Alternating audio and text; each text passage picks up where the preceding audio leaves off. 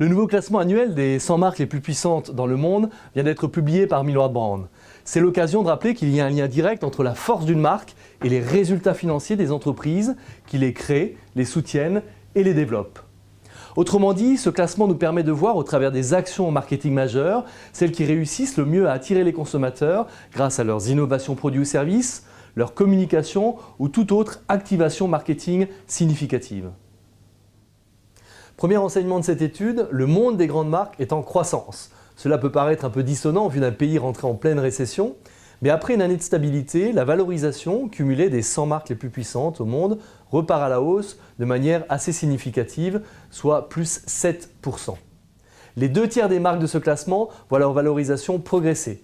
La plus belle illustration est sans nul doute celle de Samsung qui voit sa valorisation progresser de plus 51%. Alors Samsung gagne 25 places dans notre classement cette année. C'est évidemment le fruit de son innovation très réussie.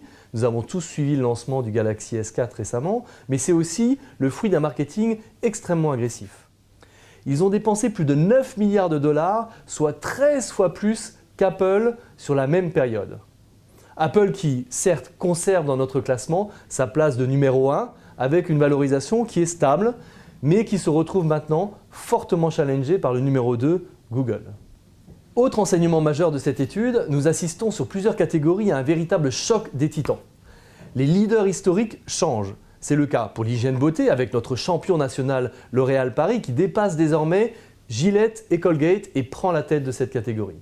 Changement de pôle position également dans l'automobile avec le grand retour de Toyota qui dépasse BMW. Dans le secteur de la distribution, Amazon chipe la première place à Walmart. Et enfin, dans l'habillement, Zara détrône Nike. Un des autres enseignements concerne notre bonne vieille Europe qui s'en sort tout à fait bien face aux BRICS qui marquent le pas cette année. La Grande-Bretagne, l'Allemagne et la France, chacune de ces nations contribue fortement à nourrir ce top 100 avec leurs fleurons. Louis Vuitton, L'Oréal, Hermès et Orange portent haut les couleurs de notre pays.